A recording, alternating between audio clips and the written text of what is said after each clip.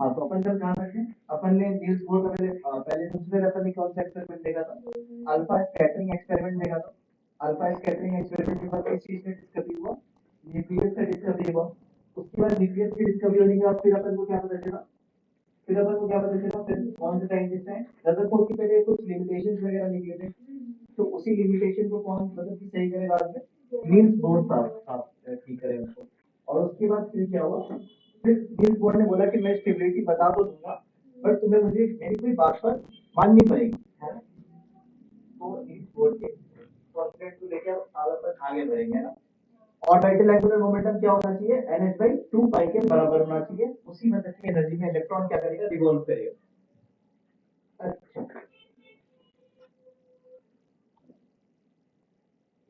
तुम्हें पता है एंगुलर मोमेंटम क्या होता है, एंगुलर मोमेंटम,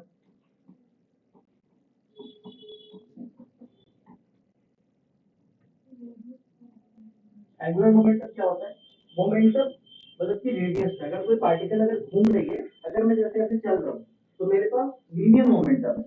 अगर मैं ये अगर किसी रेडियस के अगर अगर घूमने लग जाऊँ तो मेरे पास क्या आ जाएगा, एंगुलर मोमेंटम। तुमने वो वाला जुड़ा होगा ना, जिसमें कनेक्टेड रहता है कौन से किलोमीटर, उसको पकड़ के यहाँ पे स्टिक जो रहता है उसको पकड़ के तुम घूमते हो गोल गोल, वो वाला जुड़ा तो जुड़ा होगा।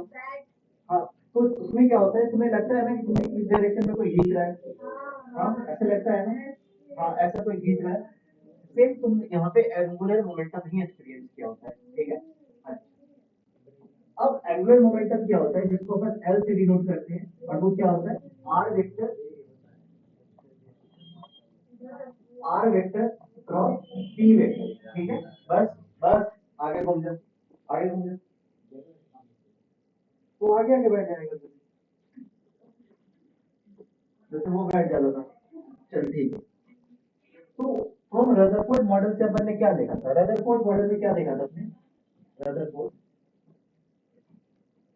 जो इलेक्ट्रोस्टैटिक जो फोर्स होता था, यहाँ पे मान लीजिए इलेक्ट्रॉन है, तो इलेक्ट्रोस्टैटिक जो फोर्स होता था वही क्या करता था, इसको घूमने में हेल्प करता था। That electrostatics is equal to that is centrifugal या सेंट्रीफ्यूगल मतलब फोर्सेस, ठीक है। तो तुम क्या लिख सकते हो, F due to electrostatic into F due to centrifugal, है ना। अपन सन क्यों घूम रहा है, अर्थ क्यों घूम रहा है, मतलब पूरे सन के अंदर क्यों, क्योंकि ग्रेविटेशनल फोर्स जो है वो क्या बना दे रहा है, सेंट्रीफ्यूगल फोर्स बना दे रहा है। अच्छा, तुम सेंट्रीफ्यूगल फोर्स को क्या लिख सकते हो, अच्छा पहले स्टैटिक फोर्स को क्या लिख सकते हो, 1/4 by epsilon not q1 q2 by r square, r square, r square, force में स्क्वायर, कल पोटेंशियल एनर्जी था वो, कल नहीं बोले थे, वो पोटेंशियल एनर्जी था तो ये q1 q2 by r square. अरे ये बिल्कुल ग्रेविटेशनल जैसा ही है कि m1 m2 by r square, क्या होगा सेम उसकी जैसा ही होता है, is equal to force due to centimetre, force क्या होता है, हाफ एम वी स्क्वायर अपन लिख सकते हैं, ठीक है। अच्छा, यहाँ पे कैसी कैसी चार्जेस है ये बता दो, यहाँ पे कैसे इलेक्ट्रॉन में कितना चार्ज, ई चार्ज, और इस न्यूक्लियस पे कितना चार्ज, जेड ई चार्ज, है ना। अब तुम लोग चाहो तो यहाँ पे प्लस माइनस भी ऐड कर सकते हो, बट अगर चाहोगे तो नहीं भी ऐड कर सकते हो, ठीक है। तो मैं यहाँ क्या करता हूँ, क्योंकि मुझे एक्सप्रेशन निकालना है तो मैं क्या करता हूँ, छोड़ देता हूँ, क्या हो जाएगा 1/4 पाई एप्सिलॉन नॉट, क्यू की जगह पे मैं charge on electron multiplied by Z E charge of nucleus by R square is equal to half M V square, ठीक है। क्या यहाँ से मुझे रेडियस का एक्सप्रेशन क्या मिल सकता है, रेडियस का एक्सप्रेशन मिल सकता है क्या, अगर अपन थोड़ी तरह से अगर इस वेलोसिटी वाले टर्म को अगर हटा दें तो, क्योंकि हमने निकाला है कि इलेक्ट्रॉन कितने रेडियस से घूम रहा है ना, हमें कितने रेडियस से घूमना है, तो अगर अपन ये वेलोसिटी वाले टर्म अगर हटा देंगे तो मेरा क्या हो जाएगा, तो मेरा रेडियस वाला टर्म तो निकल जाएगा। अब तुम्हें पता है, और ये बोलना और क्या बोला था, ऑर्बिटल एंगुलर मोमेंटम किसके बराबर होनी चाहिए, एम एच बाई 2 पाई के बराबर होनी चाहिए। बस उसी ऑर्बिट पर बस इलेक्ट्रॉन जो क्या करेगा, रिवॉल्व करेगा। एल की जगह पे एंगुलर मोमेंटम को तुम क्या लिख सकते हो, R vector cross M V vector भी लिख सकते हो, मैंने पी को डायरेक्ट तोड़ दिया एम वी में, is equal to L H by 2 pi, ठीक है। ये तुम्हारा हो गया पहला इक्वेशन। और दूसरा इक्वेशन तुम्हारा क्या था, ये वाला था तुम्हारा दूसरा इक्वेशन, ये वाला था, 1/4 पाई एप्सिलॉन नॉट। दूसरा इक्वेशन क्या था तुम्हारा? दूसरा इक्वेशन क्या था? 1/4 पाई एप्सिलॉन नॉट Q1 की जगह पे E ZE by R square is equal to half M V square. ठीक है, तुम्हें क्या करना है? तुम्हें इस पहले इक्वेशन को स्क्वायर करना है। ठीक है, पहले इक्वेशन को स्क्वायर करना है, फर्स्ट इक्वेशन को स्क्वायर करना है और उसको डिवाइड कर देना है दूसरे इक्वेशन से। सुन गए?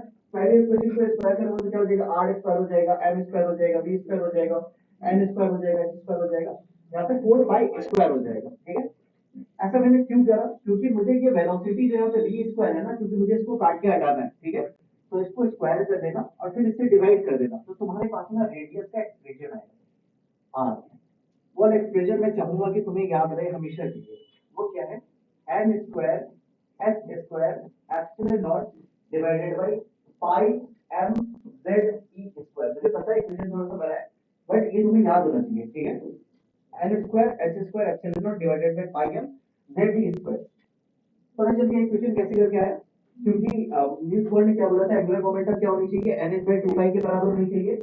और तुम्हें ये भी पता है कि जो फोर्स इलेक्ट्रोस्टैटिक जो है वो फोर्स सेंट्रीफ्यूगल के बराबर इधर से आई थी, तो दोनों चीजों को अपन ने निकाला, तो मेरे पास यहाँ पे r का मेरे पास वैल्यू आ गया। ठीक है, तो देखो अब यहाँ पे देखो क्या क्या चीज यहाँ कांस्टेंट है।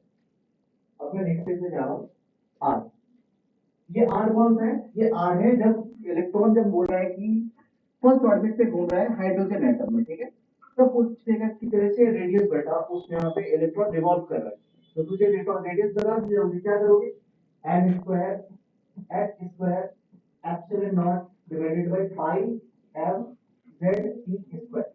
अब एक बात बता, यहाँ पे कौन कौन सी चीजें जो है जो कांस्टेंट है? हाँ, कांस्टेंट क्या क्या है? कांस्टेंट क्या क्या है? एच स्क्वायर कांस्टेंट है, एप्सिलॉन नॉट मेरा कांस्टेंट है, पाई कांस्टेंट है, और बता एम मास ऑफ इलेक्ट्रॉन भी कांस्टेंट है ना, और बता E square charge of electron भी कांस्टेंट है। सब चीजें अगर कांस्टेंट निकल गए, इस फॉर्मूले को निकालने का एक शॉर्टकट हो जाता है, जो क्या रहता है 0.53 multiplied by x square by Z. ठीक है, तुम्हें पूरी वैल्यू को पुट करने की कोई जरूरत नहीं है, क्योंकि सारे वैल्यू यहाँ पे पुट किया गया है। ठीक है, जो लास्ट में फॉर्मूला क्या है? 0.53 एन स्क्वायर बाई जेड। अब बता एन क्या है? N is the number of cells जहाँ पे घूम रहा है ना। अगर बोल रहे इलेक्ट्रॉन फर्स्ट ऑर्बिट पे, तो एन इज इक्वल टू 1 रख देना। अगर बोल रहे कि इलेक्ट्रॉन फर्स्ट एक्साइटेड स्टेट पे, तब एन इज इक्वल टू 2 रख देंगे। एन क्या है मेरा? Cell number. और जेड क्या है मेरा? Atomic number. अगर हाइड्रोजन बोलेगा तो हाइड्रोजन का एटॉमिक नंबर 1 पुट कर दूंगी, हीलियम बोलेगा तो 2 पुट कर दूंगी, लिथियम बोलेगा तो 3 पुट कर दूंगी। समझ में आ गया? ये मेरा रेडियस का निकल गया। ठीक है, अब एक और एक्सप्रेशन इसमें आता है, ठीक, जो आता है ओवर रेडियस का। जो क्या आता है? बोहर रेडियस का। बोहर रेडियस का क्या आता है ना? ठीक, बोहर रेडियस का क्या आता है? मेरा आर का एक्सप्रेशन है क्या लिखना? 0.53 into H square by Z. ठीक है, इसको हाइड्रोजन के फर्स्ट सेल के इलेक्ट्रॉन पे लगा के देखो तो इससे एक बार क्या होगा? R is equal to 0.53, first cell की बात कर रहा हूँ तो 1 का स्क्वायर बाई जेड, हाइड्रोजन का एटॉमिक नंबर 1, तो R मेरा क्या आ गया? 0.53 के बराबर आ गया। ये जो तुम्हारे 0.53 है ना, ये इसको कहते हैं बोहर रेडियस। ठीक है, क्योंकि ये एक यूनिट बना दिया उन्होंने, तो इसको क्या कहते हैं? बोहर रेडियस कहते हैं। बोहर रेडियस,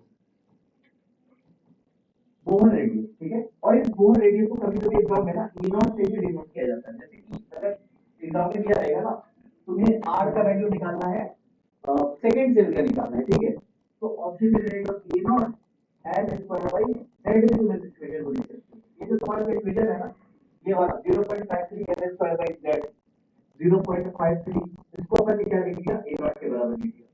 ठीक है, ये बोहर रेडियस के बराबर होता है। ठीक है, समझ में आ गया? सबसे पहले हमारा रेडियस का तो निकल गया। ठीक है, अब अपन निकालेंगे, अच्छा एक बार मैं क्वेश्चन देता हूँ, लिख लिया क्या?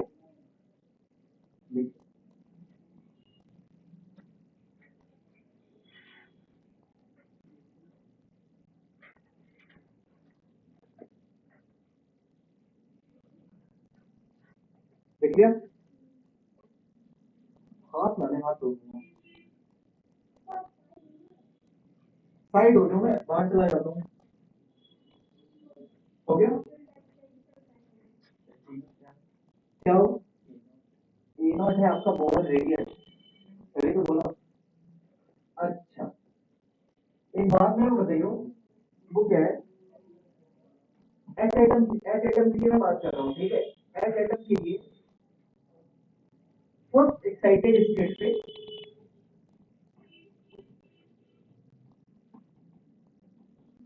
रेडियस क्या होगा, और इन टर्म्स में तुम्हें बोहर रेडियस बताना है, तो क्या हो जाएगा फर्स्ट एक्साइटेड स्टेट पे करने पे, हाँ 1 नहीं, बोहर रेडियस के फॉर्मेट में बताना है, मतलब कि जो भी एक्स तुम्हारा आया ई नॉट के टर्म में बताना है, ये हो गया बोहर रेडियस के टर्म में। कितना आया, नहीं, फर्स्ट एक्साइटेड स्टेट मतलब क्या बढ़िया, फर्स्ट एक्साइटेड स्टेट मतलब कि एन की वैल्यू क्या होगी, 2 होनी चाहिए। अच्छा, सबसे पहले देखते हैं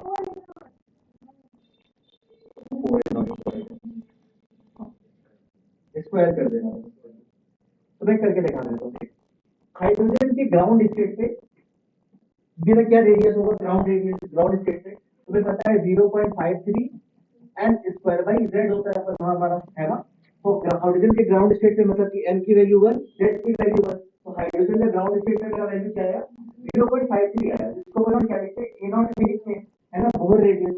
अब बोल रहा है first excited state, first excited state मतलब कि 2, एन की वैल्यू 2, तो एन की वैल्यू जब पुट करोगे तो रेडियस क्या आएगा तुम्हारा, तो रेडियस का टर्म क्या आएगा, 0.53 N square by Z, N की जगह पे क्या पुट करोगे, 2 का स्क्वायर पुट करोगे, और जेड की जगह पे क्या पुट करोगे, 1 पुट करोगे, तो तुम्हारा क्या आ जाएगा 0.53 into 4, और तुम्हें पता है 0.53 जो है वो ए नॉट के बराबर है, बोहर रेडियस के बराबर है, तो रेडियस क्या आ जाएगा 4 ए नॉट, ठीक है, समझ में आ गया। इस तरह से एग्जाम में दिया जाएगा। हाँ, एक बात याद रखना है, तुम्हें एक्साइटेड स्टेट को ध्यान में दिमाग में रखना है, अगर फर्स्ट एक्साइटेड दे दिया तो मतलब कि तुम्हें उसको एक आगे बढ़ा देना है, ठीक है। एक बार ये भी ध्यान रखना, सेल कौन सा बोला, अगर बोला सेकंड सेल तो भाई सीधा आंसर वैल्यू टू ही रखना, एक्साइटेड बोल रहा है तो एक ऊपर बढ़ा देंगे, ठीक है, एक्साइट करके ऊपर चला जाएगा। अच्छा,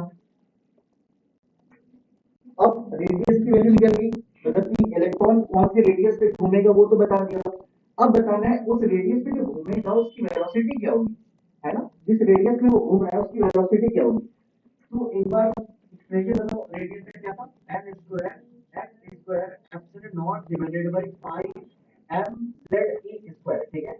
अब मैं क्यों बोल रहा हूँ तुम्हें एक्सप्रेशन याद रखना, ठीक है, कभी भी एग्जाम में क्या करेगा ना, ये बोल देगा एक इलेक्ट्रॉन गैसीय स्पीसीज है, इलेक्ट्रॉन नहीं है, इलेक्ट्रॉन गैसीय स्पीसीज है, जिसका मास जो है वो 2 टाइम्स है इलेक्ट्रॉन के, और उसका जो चार्ज जो है वो 4 टाइम्स है इलेक्ट्रॉन के, तब तुम्हें ये इक्वेशन काम आएगा। क्यों, क्योंकि हमने उस इक्वेशन में क्या करा था, जब अपन ने 0.53 एन स्क्वायर में जेड किया था, तो अपन ने मास को और ये चार्ज को तो कांस्टेंट मान दिया था ना, बट अब चेंज कर दिया ना ये वैल्यू, अब ये कांस्टेंट मतलब वही वैरी कर देगा, ठीक है, इसीलिए तुम्हें ये वाला फॉर्मूला याद होना चाहिए, ठीक है।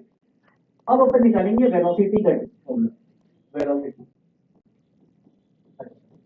वेलोसिटी के लिए कुछ नहीं करना है, मैंने एक फॉर्मूला बताया था ना, M V R is equal to N H by two pi, मैंने नहीं बोहर ने बताया था, N H by two pi, ठीक है, N V R is equal to N H by two पाई।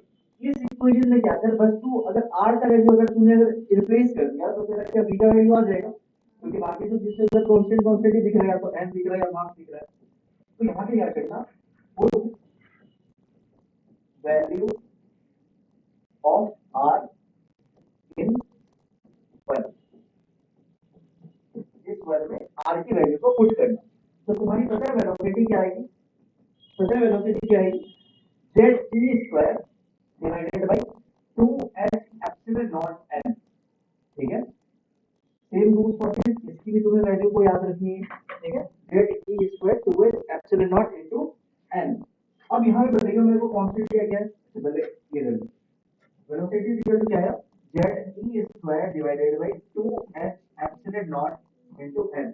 यहाँ पे मेरा कांस्टेंट क्या क्या बता, कांस्टेंट क्या क्या है, 2 है और बताओ ई स्क्वायर है और बताओ एच है और बताओ एप्सिलॉन नॉट है। बाकी सब तो भाई और कोई कांस्टेंट ये तो कोई पेपर ले लेगी है ना। जब तुम इस इक्वेशन पे जब तक कांस्टेंट निकाल दो तो तुम्हारा आएगा 2.18 into 10 to the power 6 into z by n electron volt jet पर मीटर पर सेकंड। ठीक है, तो वेलोसिटी किस टर्म में आएगी तुम्हारी मीटर पर सेकंड में आएगी। ठीक है, तुमने सब कांस्टेंट को तुमने निकाल लिया और बस तुम्हारा बचा क्या है जेड बचा तुम्हारा एक बचा तुम्हारा एन बचा। ठीक है, तो ये शॉर्टकट निकल गया। ठीक है, अगर एग्जाम में मैक्सिमम टाइम तुम्हारे इस फॉर्मूला से काम बन जाने का है, बट ये रेदर रियर केस है अगर एग्जाम में आ गया तो, है ना।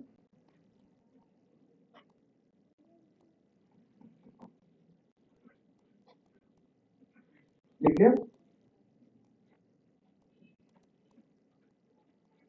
अच्छा, और मैंने तुम्हें बोहर की एक लिमिटेशन मैंने बोहर के पोस्टुलेट बताने से पहले ही बताया था, वो क्या था, it always act on H और एच लाइक एटम। ये लिथियम पे वैलिड नहीं होगा, ये लिथियम प्लस प्लस पे वैलिड होगा, है ना। ये हीलियम पे वैलिड नहीं होगा, ये हीलियम प्लस पे वैलिड होगा। मतलब कि सिंगल इलेक्ट्रॉन स्पीशीज पे ये मतलब कि वर्क करेगा। ठीक है, अच्छा तो तुम्हें मतलब कि बताना है velocity of electron in second excited state of lithium plus plus. बता भी दोगे क्या इसको।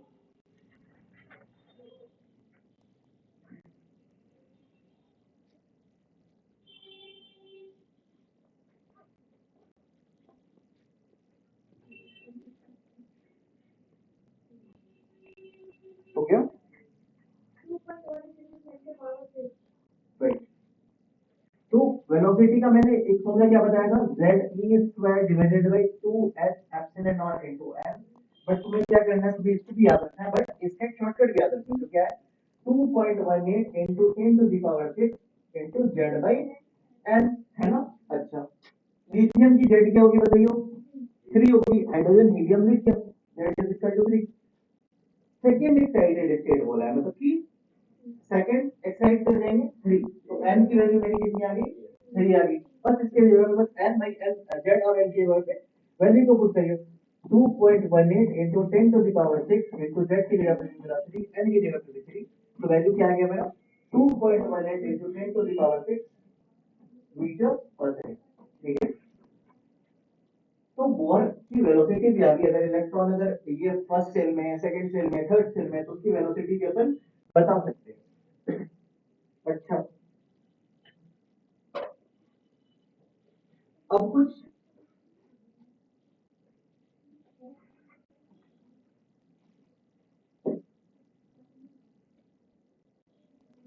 देखो, मैं ये तो मतलब कि तो था ये मतलब कि tick mark by question, but मैं इसके मतलब सॉल्यूशंस को डायरेक्ट लिख दे रहा हूँ। ठीक है, बोहर ने क्या बोला था, Bohr model of atom, Bohr model of atom.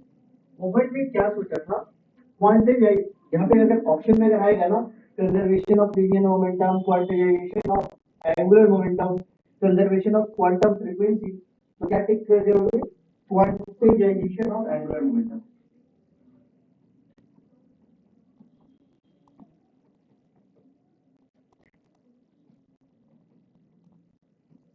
Angular momentum,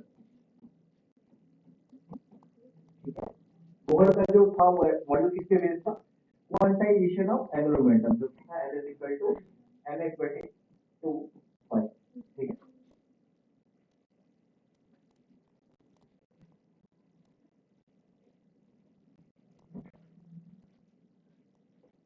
अच्छा जब मैं तुम्हें पीडीएफ प्रोवाइड करूंगा तो मतलब कि जो वैल्यू वगैरह दी रहती है ना, के की वैल्यू तुम्हें दी रहेगी, प्लान कांस्टेंट की वैल्यू दी रहेगी, बट मैं ऑलरेडी तुम्हारे पास ये है शॉर्टकट है, तो मैं तुमसे डायरेक्ट पूछ रहा हूँ, थर्ड ऑर्बिट में मीडियम की जो होती है, मीडियम पे थर्ड ऑर्बिट पे वेलोसिटी क्या होगी, वेलोसिटी क्या होगी, मीडियम की थर्ड ऑर्बिट पे वेलोसिटी क्या होगी।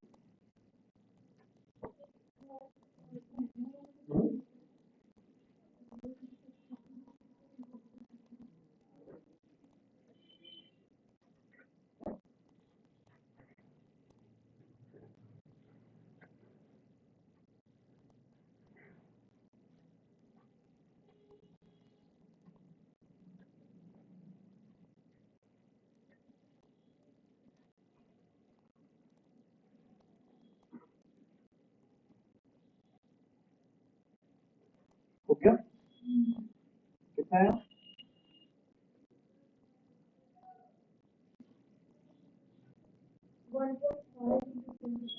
1.5 into 10 to the power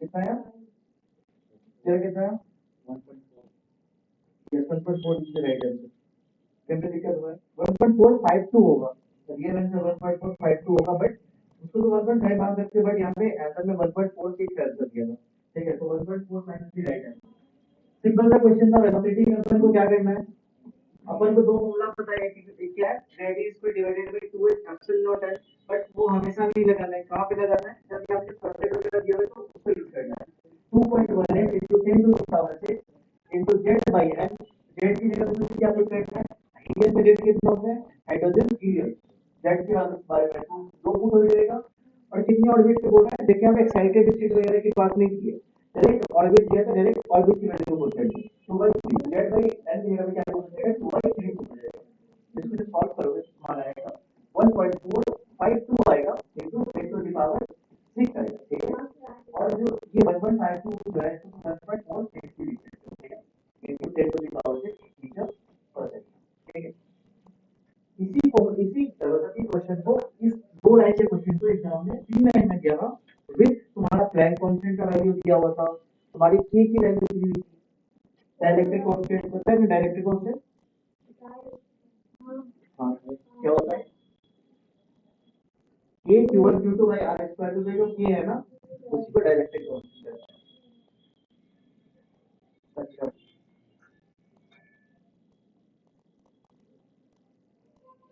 एक ये वाले टर्म जो मैंने जो बताया था उसको भी याद रखना है जो क्या था फोर्स ड्यू टू इलेक्ट्रोस्टैटिक किसमें बदल जाता है सेंट्रीफ्यूगल फोर्स में वो क्या होता है half m v square is equal to k q1 q2 by r square तो कभी-कभी इस इक्वेशन में भी क्वेश्चन पूछता है तो इसको भी दिमाग में रखना है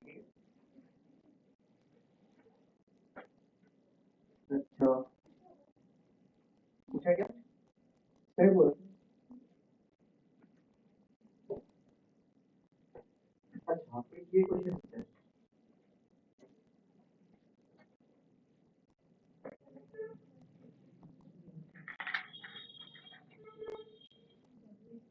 क्वेश्चन क्या है consider an electron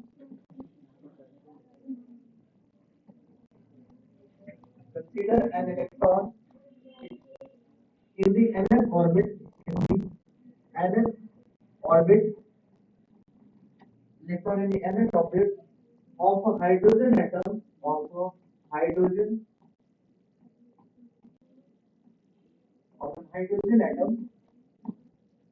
in Bohr model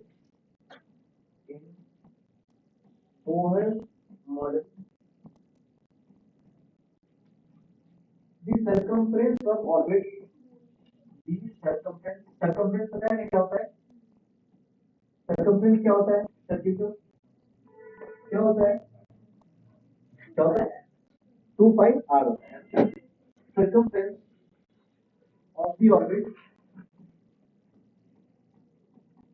the circumference of the orbit can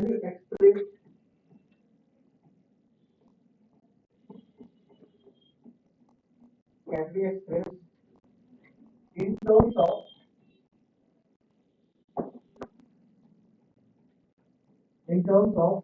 d Broglie de Broglie को भी याद कर लेना जो हमारा फोटोइलेक्ट्रिक इफेक्ट पे wavelength lambda of electron S option मिलेंगे ऑप्शन ही मेरा 0.53 एल लैम्डा अभी तो करना है 13.6 लैम्डा ये ऑप्शन है मेरा रूट एन लैम्डा और डी ऑप्शन जो है मेरा एन लैम्डा करना है इसको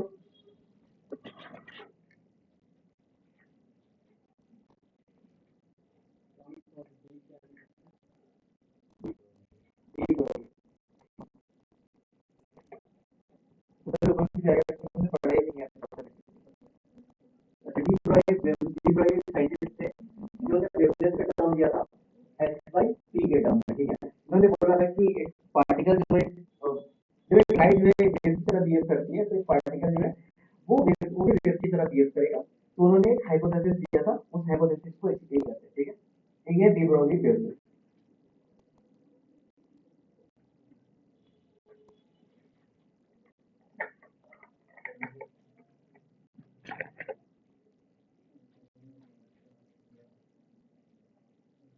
हो गया क्या?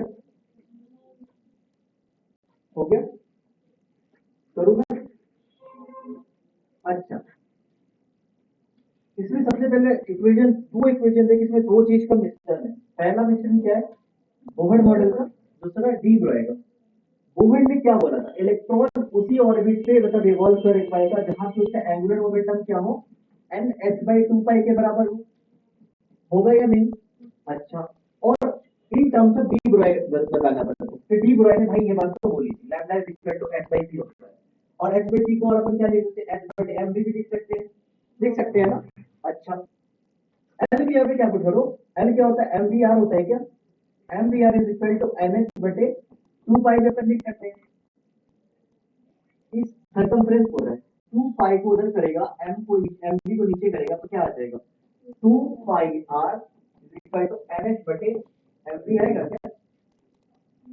ये सर्कमफ्रेंस जैसा कुछ आ गया क्या? अच्छा, अब बस एच बाई एम बी की जगह पे तुम क्या पुट करते हैं? लैम्डा को पुट करते हैं, तो डी ब्रोगली का लैम्डा जो है, तो सर्कमफ्रेंस क्या आ गया? एन लैम्डा आ गया। ये एच बटे जो एम जो है, एच बटे जो एम बी जो है, वो तो लैम्डा के बराबर है, तो ये सर्कमफ्रेंस में क्या आ गया? एन लैम्डा आ गया। ये ठीक है, तो ऐसे तुम्हें पीछे वाले को भी देख के चलना दिमाग में, ठीक है। क्वेश्चन इजी था, बट ये जब एग्जाम में आएगा तो अच्छे से तो ठीक होगा।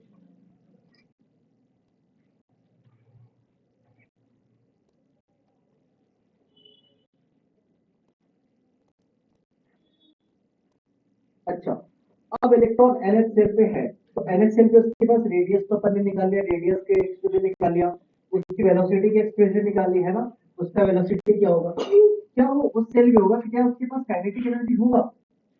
जरूर होगा, क्योंकि वो मास है, उसके पास वेलोसिटी भी है, क्योंकि वो गोल में घूम रहा है। तो मतलब उसके पास भाई तो ये तो है, मतलब काइनेटिक एनर्जी तो है। मुझे लिख लिया।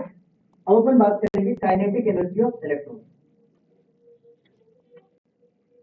जो क्या हमारा kinetic energy of electron in NH shell.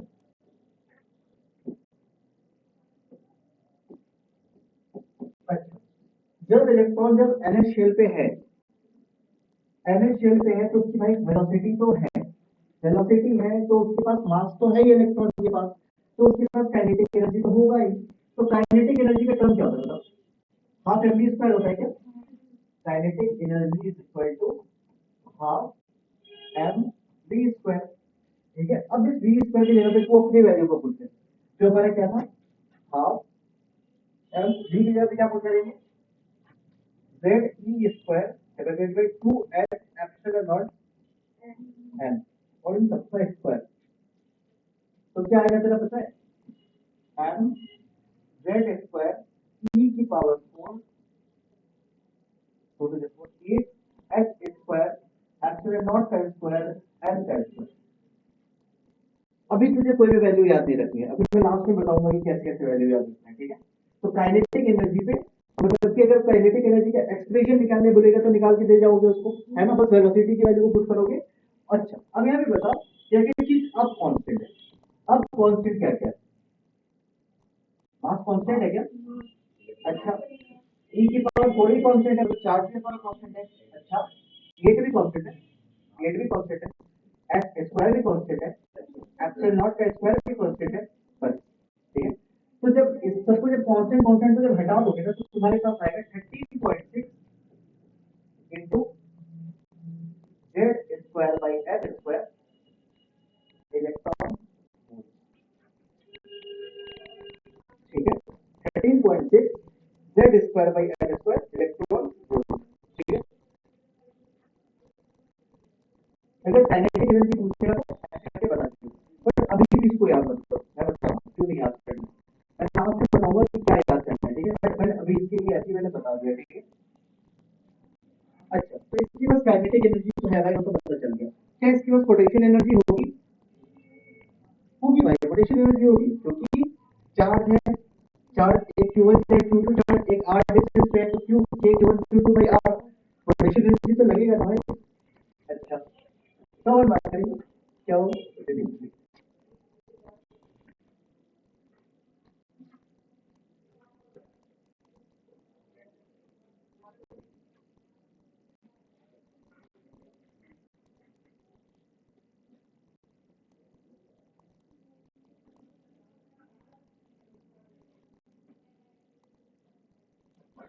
देखिए देखिए।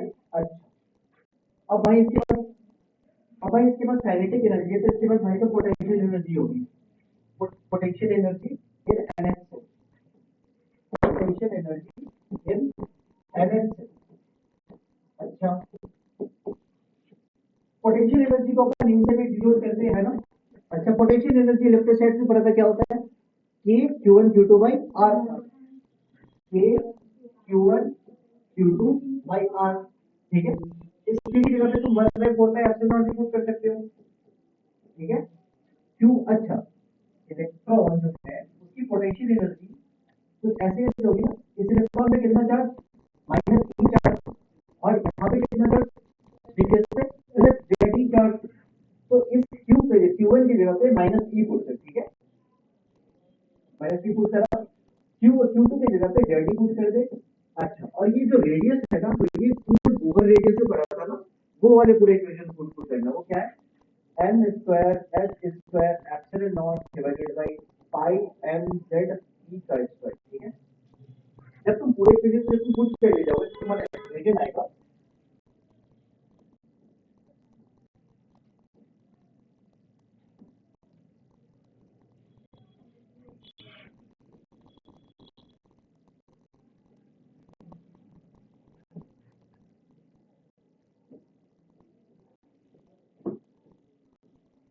ये वाला एक्सप्रेशन आएगा -2 टाइम। तो मैंने इसको क्यों अलग कर दिया, क्योंकि ये कुछ काइनेटिक एनर्जी जैसा आया था क्या, इसलिए मैंने इस इक्वेशन को थोड़ा अलग करके लिख दिया, ठीक है।